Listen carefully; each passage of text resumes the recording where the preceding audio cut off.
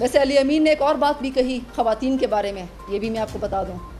मैं क्योंकि उन्होंने शायद एक सियासी शख्सियत के बारे में बात की, मेरा उस सियासी शख्सियत से कोई ताल्लुक़ नहीं है जिन खातून के बारे में बात की, उनके बारे में जिनके बारे में बात की। लेकिन पाकिस्तानी वैसे उनकी मेंटेलिटी जो है, उन्होंने ख़वातीन के बारे में जो बात की, आपको इतनी तमीज़ होनी चाहिए कि आप खातून से कैसे बात करें, चाहे वो कोई भी खातून।